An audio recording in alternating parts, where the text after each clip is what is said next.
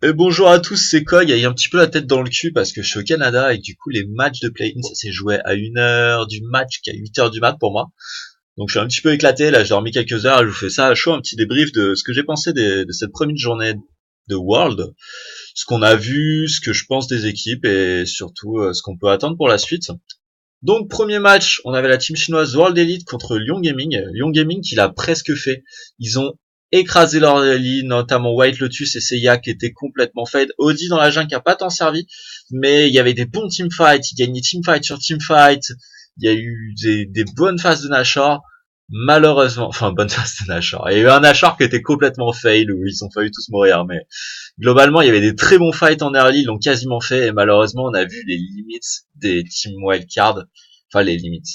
Un des défauts majeurs des team wildcard, c'est qu'ils ont du mal à concrétiser. Ils gagnaient teamfight sur teamfight, mais ça débloquait juste des kills. Parfois une T1, une T2, mais ça allait pas beaucoup plus loin, et c'est dommage. Ils ont raté le momentum où ils étaient devant, et où White Lotus et Seiya étaient tellement bien, et auraient pu casser la partie. Malheureusement, ils ont fait revenir la team World Elite qui, eux, je trouvais, pour une team chinoise sortie d'une région majeure, jouaient pas mal. Ils ont pas mal joué, mais c'est pas ce que j'attendais personnellement d'une team aussi bien classée.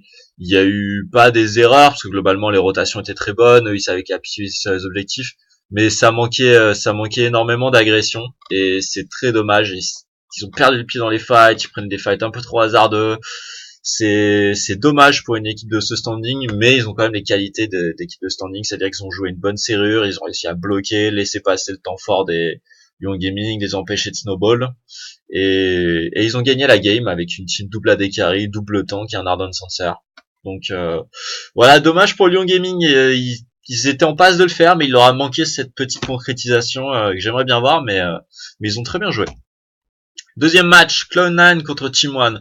Alors Cloud9 qui a écrasé Team One, qui a fait l'erreur de laisser le blanc de Jensen, qui a commencé par détruire Brucer en lane. Alors même s'il a fait quelques flashs assez hasardeux qui menaient finalement à rien, il y a des moments où Jensen aurait pu juste laisser son adversaire flash au lieu de flash in pour essayer de mettre une auto qui sert à rien. C'est un peu dommage, mais il a globalement écrasé Brucer en lane, il l'a complètement dominé. Il l'a pas forcément chain kill, mais il a surtout, en fait, il l'a bloqué en CS et il bloquait la wave, et on s'est retrouvé qu'un Lucian à 40 CS derrière, à 10 minutes, enfin, à 12 minutes contre une Leblanc. C'était un véritable massacre. Donc, là, rien à dire, le bus Cloud9 a roulé sur Team One, je me rappelle plus du temps de la partie, mais pas grand chose à retenir. Team One qui était vraiment pas au niveau, et Cloud9 qui, pour une team majeure, contrairement à World Elite, a montré un très bon visage et a dominé Team One. Donc un match pas grand chose à retenir, deux équipes de niveau vraiment disparates et peu équilibrées, et donc victoire logique et très propre de la part de Cloud9. Troisième match, Gambit contre Lyon Gaming. Alors Lyon Gaming ça joue extrêmement bien, encore, et Gambit ça joue extrêmement... Non, ça joue pas extrêmement mal, mais c'était pas du très beau jeu de la part de Gambit, c'est hasardeux, ça tente des all-in, ça a pas vraiment de plan de jeu, c'est dommage. Alors que là, Lyon Gaming, ce coup-ci, ont réussi à se mettre en place exactement comme dans la game contre World Elite. Ils ont eu un bon snowball lent. Ce coup-ci, quand une équipe qui joue, c'est moins joué à la série que World Elite, ils ont réussi à prendre un avantage croissant, et à finir par écraser la partie. Et et voilà, donc belle victoire de Lyon Gaming. Gambit déçu. Je suis déçu de la part de Gambit. J'attendais plus de cette équipe. Enfin, j'attendais plus de cette équipe. Le petit côté hype pour moi de des saisons 2, 3. Attendais plus de Gambit. Mais c'est un niveau de jeu assez pauvre. Et je pense qu'ils auront beaucoup de mal dans leur groupe. C'était, voilà, Diamond sur Gragas, ça le fait pas. Le pick rise était un petit peu audacieux, il y avait un pick rise mais qui a fini par presque tanker, mais finalement c'était trop tard, PVP Stejo s'est fait détruire, le Jax était inarrêtable, donc même s'ils avaient réussi à récupérer le Xayah Rakan, ça l'a pas fait, donc belle victoire de Lyon Gaming, qui arrive à concrétiser cette fois-ci, et défaite pour Gambit. Match suivant, Direwolves contre Cloud9.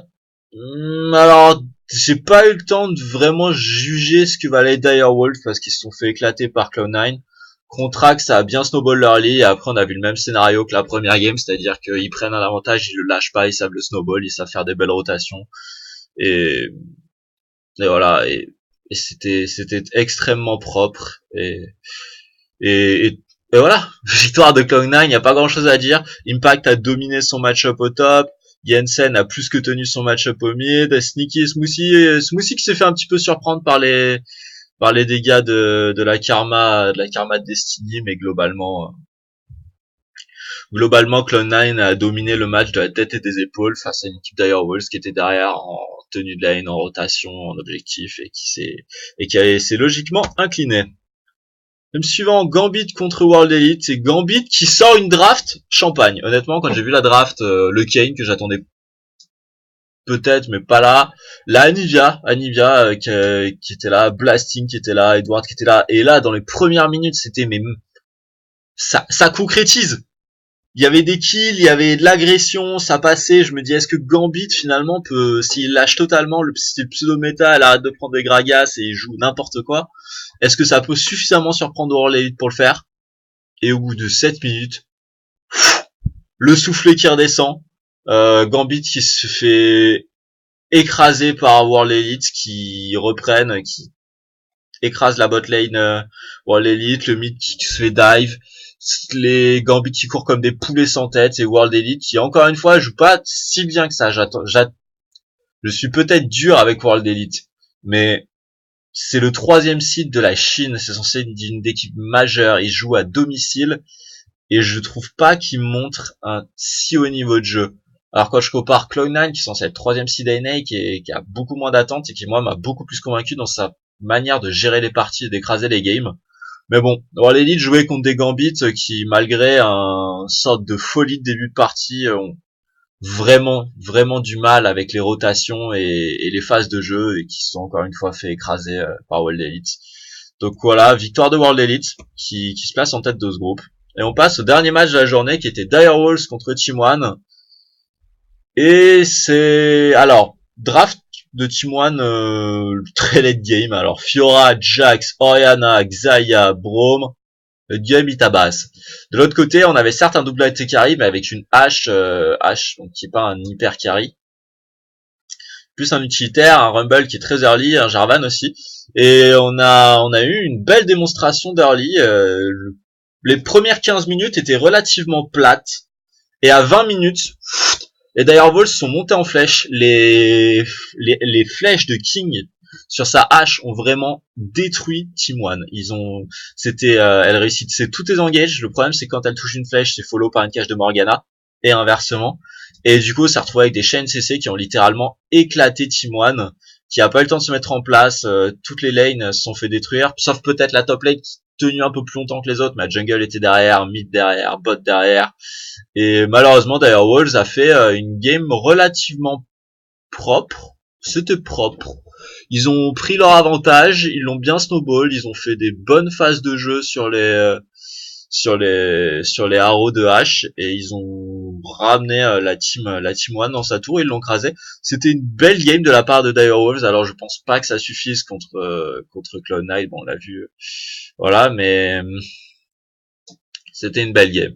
C'était clairement une belle game. Donc qu'est-ce que ça donne?